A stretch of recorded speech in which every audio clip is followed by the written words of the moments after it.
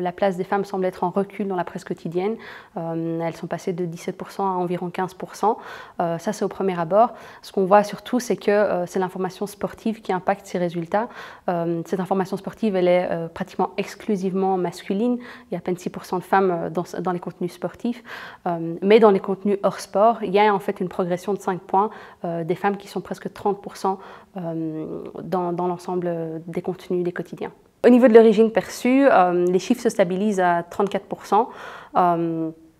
Donc cette diversité d'origine en presse quotidienne, elle est plus importante qu'en télévision, mais elle provient principalement de l'information internationale. Pour les catégories socio-professionnelles, les catégories qu'on retrouve le plus en presse quotidienne, ce sont soit les catégories dites supérieures, donc les intellectuels, les cadres, les dirigeants, soit les sportifs qui sont extrêmement présents dans les pages des quotidiens.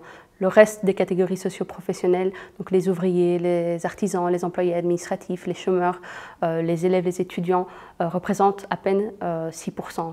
Alors les catégories d'âge les plus présentes en presse quotidienne, ce sont les 19-34 ans, mais ce n'est pas forcément celles à qui on donne le plus la parole, puisque ce sont les 35-49 ans qui sont le plus interrogés.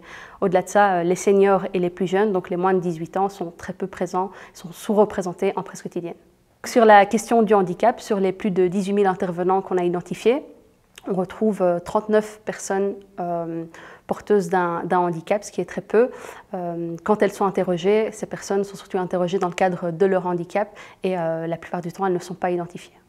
Ce qu'on voit dans les médias, que ce soit la presse écrite ou dans l'audiovisuel, c'est un gros problème de certains groupes qui sont présents dans la production de contenu. Ce sont eux qui déterminent les choix éditoriaux qui vont être faits selon leur vision du monde.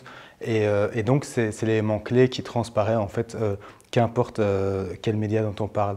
Il y a une question d'accès à la parole qui est vraiment importante, mais pas seulement une question d'accès à la parole. Ça veut dire que autant les femmes que les personnes d'origine diverses ont peu d'accès à la parole, mais en plus, quand elles ont accès à la parole, elles l'ont dans des rôles qui sont beaucoup moins prestigieux. On leur accorde pas autant d'importance qu'à d'autres personnes.